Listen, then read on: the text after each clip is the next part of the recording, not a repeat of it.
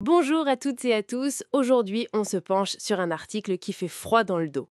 Tragédie en parachute, chute mortelle à Dankswell. Ça parle d'un saut en parachute qui a vraiment mal tourné. Oui, bonjour.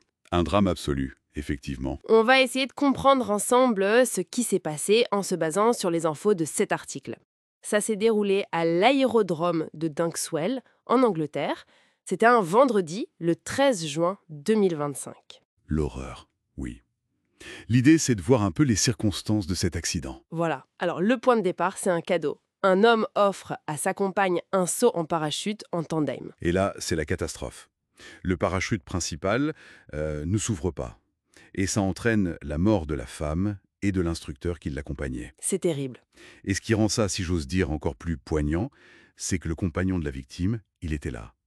Il a tout vu. Ah oui, il était présent sur l'aérodrome. Oui, avec son fils de 9 ans. Ils ont assisté à la scène depuis le sol. On imagine le choc. Mon Dieu, oui. C'est inimaginable. Et l'article donne un détail assez troublant sur le déroulement. Lequel? Apparemment, le saut était prévu à 2000 mètres au départ. D'accord. Mais une fois sur place, c'est la victime qui aurait demandé à sauter de plus haut, de 4500 mètres. Ah oui, carrément plus haut. Oui, une décision de dernière minute, et son compagnon a accepté.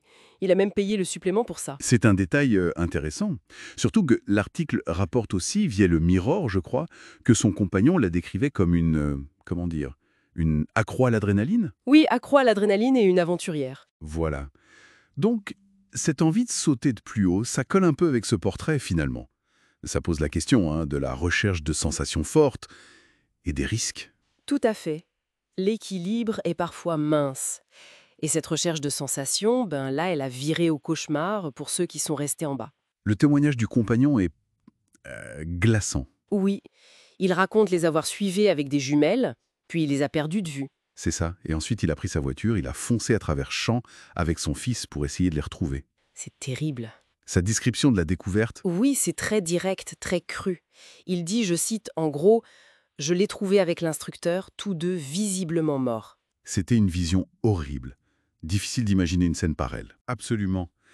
Et il ajoute elle me manque terriblement. Je suis tellement perdu sans elle. Ça exprime une détresse, bon, immense évidemment. Oui, une perte énorme. L'article précise aussi qu'elle était mère de 4 enfants. Et grand-mère de 2 petits-enfants.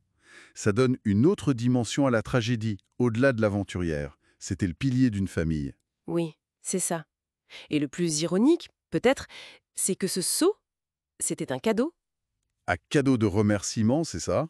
Oui, de son compagnon, parce qu'elle avait récemment accueilli son fils à lui, le garçon de 9 ans, chez eux.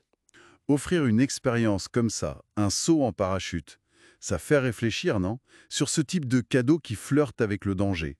C'est une bonne réflexion.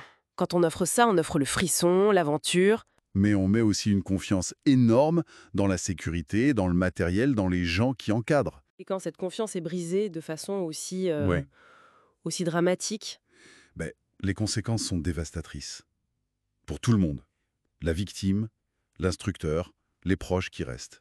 bien sûr, l'article dit qu'une enquête a été ouverte, évidemment. Oui.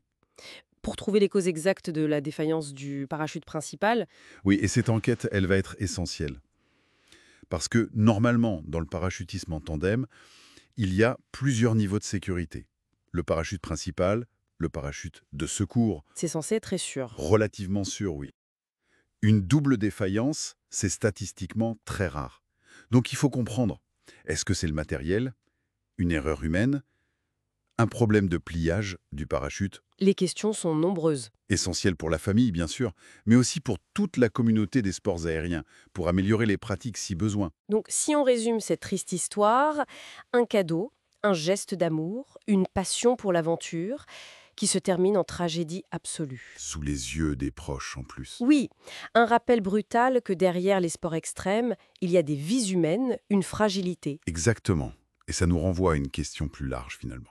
Comment on concilie ce besoin d'aventure, de se dépasser, avec l'impératif de sécurité? Où place-t-on le curseur du risque acceptable? C'est ça. Et comment on s'assure que les filets de sécurité sont vraiment efficaces? C'est une question qui reste en suspens, en attendant les résultats de l'enquête. Une pensée pour les familles, évidemment. Merci pour cet éclairage. Merci à vous.